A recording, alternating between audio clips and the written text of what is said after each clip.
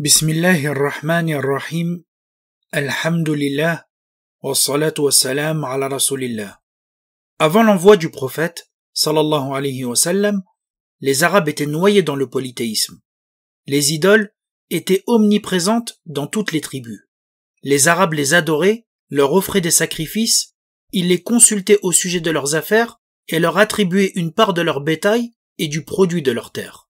Pourtant, il y avait à l'intérieur de ce peuple et de ces tribus des gens qui avaient rejeté ces croyances et ces pratiques pour revenir au monothéisme pur, c'est-à-dire à la croyance en Allah unique.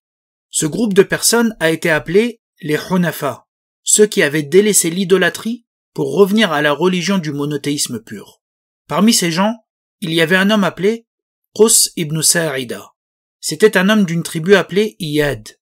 Il était renommé pour son éloquence remarquable et la profondeur de sa sagesse. C'était à la fois un grand poète et un magnifique orateur. Qus ibn Sa'ida avait un mode de vie détaché de ce bas monde. Il réprouvait les actes blâmables qui étaient commis à son époque, donc à l'époque de l'ignorance, de la jahiliya, et il rappelait souvent aux gens la mort.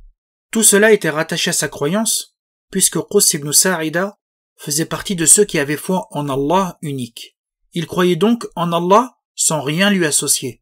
Et il croyait également au destin et au jour de la résurrection, ce qui faisait de lui un homme tout à fait exceptionnel. Qus ibn Sa'ida mettait son talent oratoire au service de ses convictions. Par ailleurs, on rapporte que c'est Qus qui est le premier à s'être appuyé sur un bâton ou une épée pour prononcer un discours, et qu'il est également le premier à avoir utilisé la formule Amma Ba'd, une formule oratoire arabe pour marquer la transition entre l'introduction et le sujet principal, et qui est utilisé jusqu'à nos jours dans les khutbas, les sermons. Le prophète sallallahu alayhi wa sallam a pu être témoin de la formidable éloquence de Qus ibn Sa'ida, puisque ce dernier est mort 10 ans avant l'envoi du prophète sallallahu alayhi wa sallam. Plusieurs hadiths rapportent le témoignage du prophète à l'égard de Qus ibn Sa'ida, ainsi que le magnifique discours qu'il a prononcé en sa présence. Je précise que les chaînes de transmission des hadiths sont faibles. Mais comme le disent les savants Ibn Kathir et Al-Bayhaqi, le fait que le récit soit rapporté par plusieurs voix différentes montre que le récit possède un fondement réel, c'est-à-dire que la trame de l'histoire est considérée comme authentique. D'ailleurs, ce discours de Qus ibn Sa'ida, transmis par ces hadiths, est considéré comme l'une des grandes références de la littérature arabe classique. Pour que vous puissiez bien visualiser ce sermon, je vais vous en décrire très brièvement les différentes parties. Le discours est composé de 3 parties. La première, c'est une introduction très brève où Qus attire l'attention de son peuple. La deuxième partie, c'est le développement, qui consiste à interpeller sur les signes cosmiques qui entourent l'être humain, comme la nuit, le jour, le ciel, la terre, et qui prouvent l'existence d'un Dieu unique, ainsi qu'une réflexion sur la fragilité de la vie et la réalité de la mort. Et en conclusion, dans la troisième partie, Qus ibn Sa'ida exhorte les gens à méditer sur les générations passées, qui malgré leur force et leur puissance, ont fini par disparaître. Ainsi, il est dit dans le hadith que le compagnon Ibn Abbas, radiyallahu anhuma, rapporte, une délégation de la tribu d'Abd al-Qais, une tribu qui était liée à Qus, est venue auprès du prophète sallallahu alayhi wa sallam. Le prophète leur a dit, lequel d'entre vous connaît Qus ibn Sa'ida? Ils ont répondu, nous le connaissons tous, ô messager d'Allah. Le prophète sallallahu alayhi wa sallam a interrogé, qu'est-il devenu? Ils ont répondu, il est mort. Le prophète sallallahu alayhi wa sallam a alors dit, je ne l'oublierai jamais à Ukaz, qui était un marché très connu où les poètes notamment rivalisaient d'éloquence. Je ne l'oublierai jamais à Ukaz, durant le mois sacré, alors qu'il était sur un chameau rouge, s'adressant aux gens et disant. Et là commence le discours de Qus ibn Sa'ida. Ya ayyuhan nas, ishtami'u, wastami'u, wa'u. Ô gens, rassemblez-vous, écoutez attentivement et comprenez. Man 'asha mat, wa man mata fat, wa kullu ma huwa atin at. En vérité, celui qui vit mourra, et celui qui meurt disparaîtra, et tout ce qui doit arriver arrivera.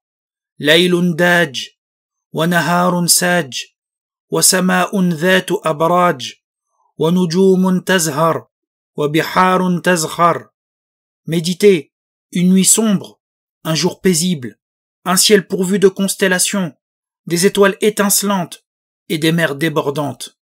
Wa jibalun mursat, wa ardun muthat, wa anharun mujrat. Des montagnes bien ancrées, une terre étendue et des rivières au cours tracé. Inna fis sama'i la khabara, wa inna fil ardi la ibara. En vérité, dans le ciel, il y a un message, et sur la terre, il y a des leçons à tirer. Ma balu nnasi yadhhabuna wa la yarji'un, aradu bil muqami fa aqamu am turiku hunaka fanamu. Pourquoi donc les gens s'en vont-ils sans revenir? Sont-ils satisfaits de demeurer là-bas? Et s'y sont-ils établis, c'est-à-dire dans les tombes? Ou bien ont-ils été laissés là et ils se sont endormis?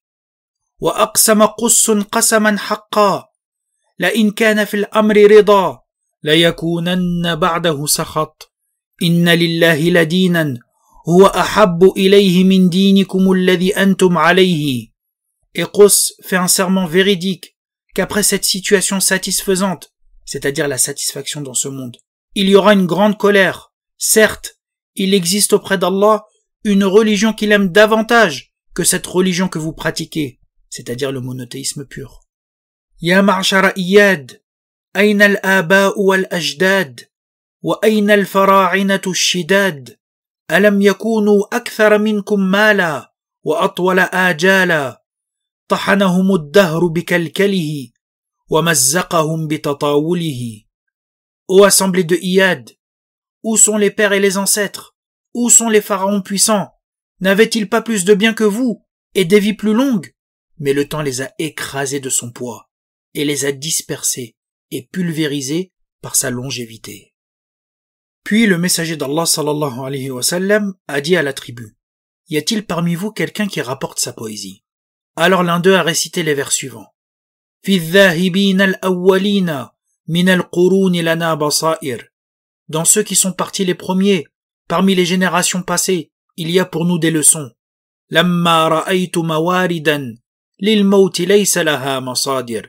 Quand j'ai vu des chemins menant à la mort, sans issue pour en ressortir. Wa ra'aytu qawmi nahwaha tamdi al-akabiru wal-asagir. Et j'ai vu mon peuple s'y avancer, les grands comme les petits. La yarji'u al-madi ilayya wala min al-baqina ghabir. Celui qui est parti ne revient pas vers moi, et nul parmi ceux qui restent ne demeure éternel. Ayqantu anni la mahalata haythu sara al-qawmu sa'ir. J'ai alors acquis la certitude que sans détour, je finirai là où sont allés les gens, c'est-à-dire la mort. J'aimerais évoquer 3 enseignements autour de cette histoire. Le premier enseignement, c'est que le discours de Qus ibn Sa'ida nous montre qu'avant même l'islam, les Arabes portaient déjà en eux des valeurs nobles, comme la générosité, une certaine sagesse, la recherche du sens et l'éloquence. Lorsque l'islam est venu, il n'a pas balayé ces valeurs, au contraire, il les a élevées et mis au service de la vérité. C'est pour ça que le prophète sallallahu alayhi wa sallam a dit « Je n'ai été envoyé que pour parfaire les bons comportements ». Et c'est pourquoi il a fait l'éloge de ce sermon. Le deuxième enseignement, c'est que ce discours est un modèle d'éloquence. Il interpelle les esprits en évoquant les signes cosmiques, la réalité de la mort et le sort des générations passées. La force de ce discours réside dans le fait qu'il conduit naturellement à réfléchir sur les finalités de la vie. Et c'est exactement ce que le Coran viendra accomplir de manière parfaite.